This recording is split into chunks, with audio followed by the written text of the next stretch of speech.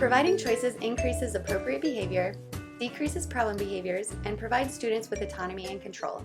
Essentially, it gives students a voice. Giving choices to students at school is a highly practical and acceptable practice. When educators provide choices, all options need to apply to the given situation and be acceptable to the teacher. Choices can be used for all children.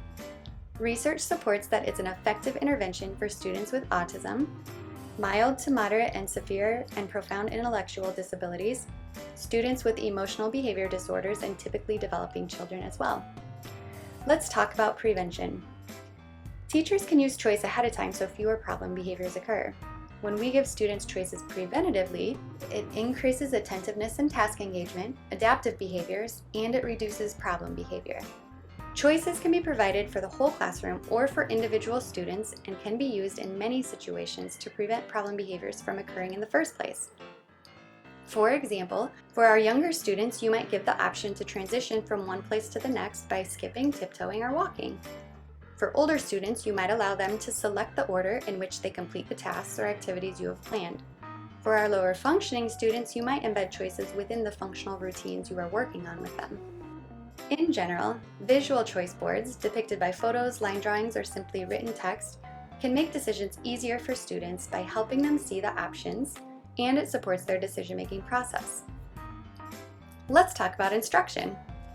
Just like we teach students academic skills, we also need to teach students appropriate behaviors to get their needs met. When we teach students how to ask for choices appropriately, we are teaching a replacement behavior they can use instead of problem behavior. Teaching appropriate requests also promotes self-advocacy and decision-making. For some students, task demands can be difficult or overwhelming. In this case, we could teach students to ask for choices that would make that task demand more manageable. Here's an example of a choice board that might be available while the student is working. They can request any of these choices to help them complete their work. In this example, an iPad app is used to allow the student to select the subject being taught, such as math, reading, or writing. And within each subject, 3 boxes appear with different choices on them. The child can then see their options and pick the one they want to help them complete that task. Another example is to use popsicle sticks with choices written on them in a jar. And when the student asks for a choice, the adult chooses 2 to 3 applicable popsicle sticks from the jar, and then the student can choose which option they'd like. This can be used as an individual or a classroom strategy. Let's talk about reinforcement. Acknowledging appropriate behavior encourages students to continue using that behavior in the future.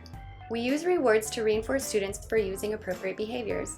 Reward systems can have choices embedded in them, which makes it more likely students will work towards the rewards. Choice menus for rewards can be particularly helpful for students who have fluctuations in preferences. Choice menus are also helpful because rewards can be rotated into the menu so the student still finds the options motivating. Here's an example of a choice menu for an elementary student who earned time with toys after completing work. This is an example of a choice menu for a secondary student who earned rewards for staying in class. Educators can use the strategy of providing choices in a variety of ways to empower students and promote their success at school.